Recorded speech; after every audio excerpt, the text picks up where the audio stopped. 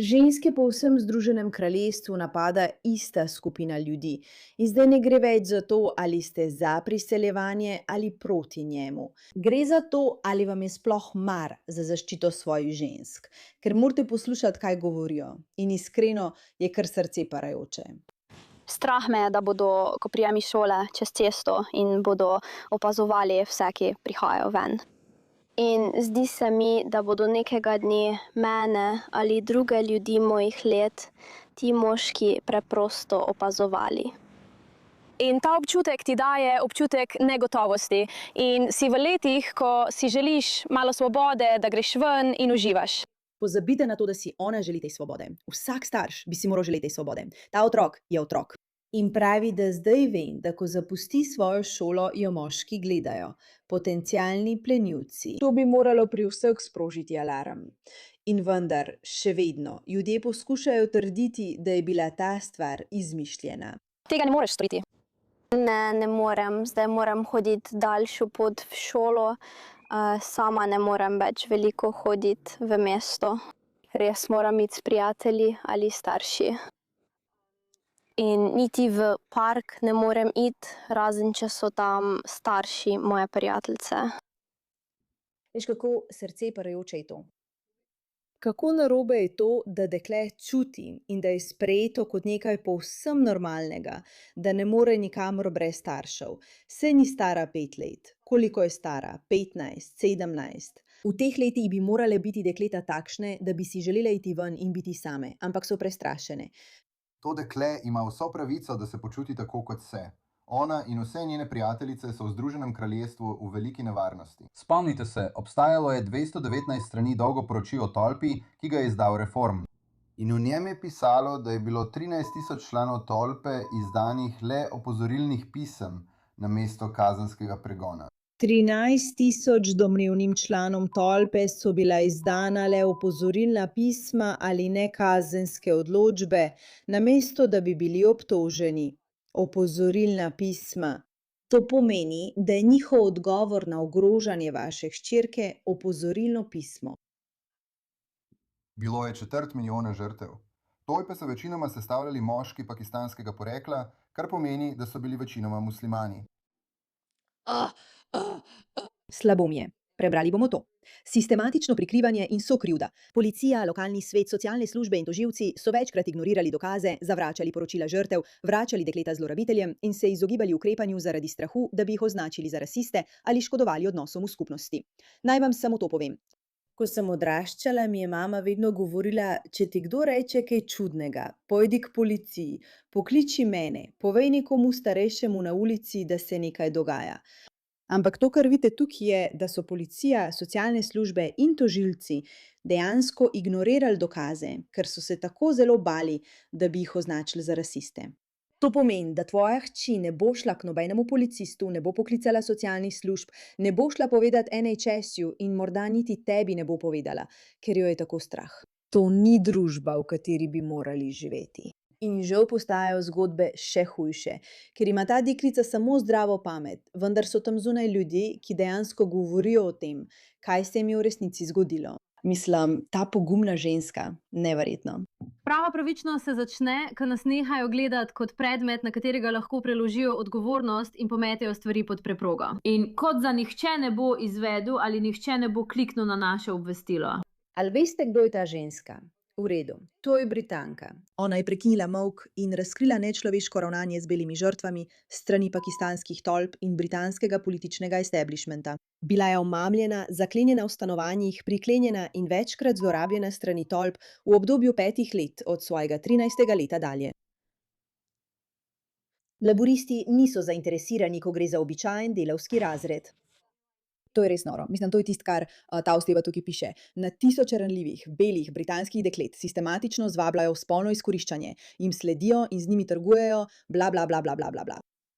Oxford, prav. To se ne dogaja samo v krajih, za katere še nikoli niste slišali. Oxford, to se dogaja. In oblasti, policija in politiki so vedeli, če že niso aktivno prikrivali, da bi zaščitili svojo zgodbo. Ne bodo stali čez cesto in opazovali vseh. Prav, poglejmo, kaj se je pravkar. Pravi in človečnost v njih. Res bi se morali lotiti tega. Skrbi me, ker je skoraj tako, kot da nočijo, da bi stvari prišle na plano. Skoraj kot da nekaj skrivajo, bolj kot to potiskajo navzdol, to sproža veliko alarmov. Zakaj bi kaj takega zanikali? Zakaj bi kaj takega preklicali? To mi je nerazumljivo. Nerazumljivo. Najpomembnejša naloga družbe je zaščititi šibke in ranljive. In šibki in ranljivi žal pogosto pomenijo otroke in včasih ženske. Ne zaščititi moških zaradi strahu, da bi jih označili za rasiste. In zagotovo ne zaščititi ljudi, ki prihajajo in sploh ne zaslužijo, da bi bili tam. Torej bistvo je, da so te obravnavali kot nič, kot podčloveka, ta grozna tolpa, Sarge in njegovi prijatelji.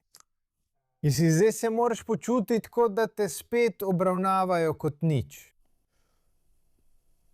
Ja, počutim se, kot da so me obravnavali kot nič od trenutka, ko sem to prijavila. In zdi se mi, da dlje kot to traja in veš, veliko stvari je v javnosti, še vedno te obravnavajo kot nič, nisi kot... Veš, iskreno, v resnici nočem iti v zgodbo, ki vzbuja sočutje do te deklice. Dejstvo, da se počuti, kot da so jo obravnavali kot nič, to je nekaj, kar lahko mediji izkoriščajo v nedogled. Naj jim bo. In v tem je nekaj resnice. Nočeš, da bi se žrtev počutila slabo, ker je prijavila, kaj se je zgodilo. Seveda. Ampak vprašanje, ki si ga moramo resnično zastaviti, je, zakaj? Zakaj za vraga bi vlada ščikila slabe ljudi namesto dobrih? Kaj je to? In zakaj nam je povsem normalno, da 14-letna dekleta, kot je to dekle, pravijo, da ne morejo ven, ne da bi jih opazovali iztirjenci pred njihovo šolo? Kje se je to zdaj zgodilo? Če mi boš rekla, da so to samo belci, se umakni, mlada dama. Umakni se, stari gospod. Ta ženska ni v redu. In poglejmo, kaj ima za povedati. Verjamem v to poročilo in povedala vam bom zakaj. Povedala vam bom tako osebno kot strokovno. Osebno so me, ko sem bila mlada, nagovarjali muslimanski moški. V skupinah, okoli nakupovalnih središč in to se je dogajalo večino mojih najstniških let. Na srečo jih nikoli nisem upoštevala. Drugič, poznam in lahko bi vam poimenovala, čeprav ne bom, približno 6 deklet, s katerimi sem hodila v šolo, ki so jih muslimanski moški zmanipulirali in zlorabljali. Ali zlorabljajo samo muslimanski moški? Ne, seveda ne. Zlorabe se dogajajo v vseh rasah, v vseh religijah. Vendar pa je to tema, o kateri govorimo. V tej skupnosti obstaja določen vzorec. Vsa ta dekleta, na katera mislim, so vse sikine, hindujke ali muslimanke. In takrat... Mislim, da je to tudi nekoliko spremenil pripoved. Ne gre za zaščito belcev pred ubogimi, zatiranimi drugimi ljudmi. To se dogaja povsod. Moški so spodbujali dekleta naj izostajajo od pouka, se dobijo z njimi v Birminghamu, preživljajo čas z njimi, se vozijo v njihovih avtomobilih in pijejo alkohol. In velikokrat so povabili tudi mene, a sem vsakič zavrnila. Ker se nisem želela pridružiti tem dekletom na teh izletih.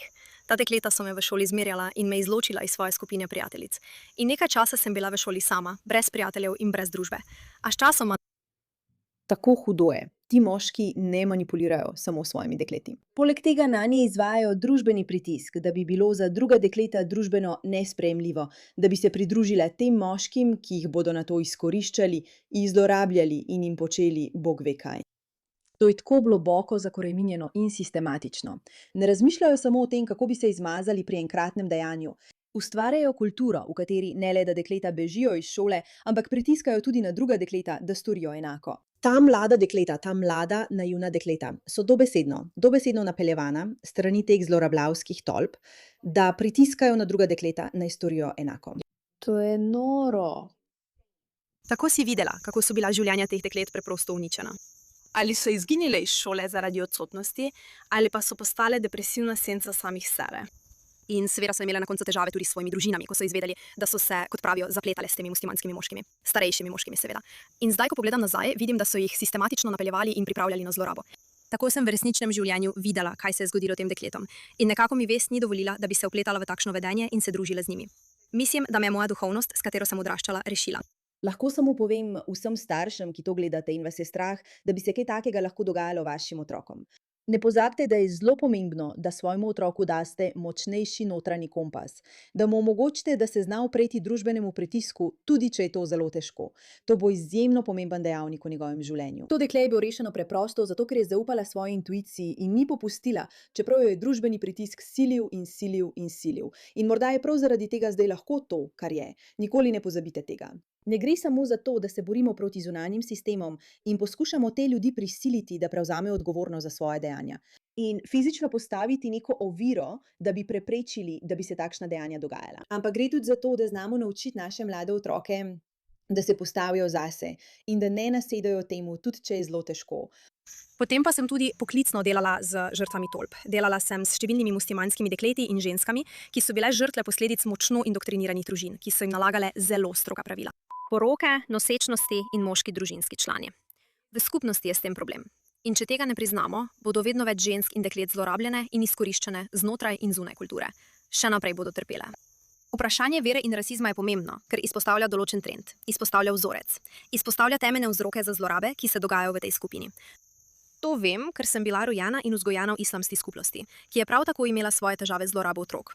O tem tudi govorim in zdravim žrtve teh zlorab. Zlorabitelji bodo izkoristili vsak nauk, ki ga lahko najdejo, da bi upravičili svojo zlorabo.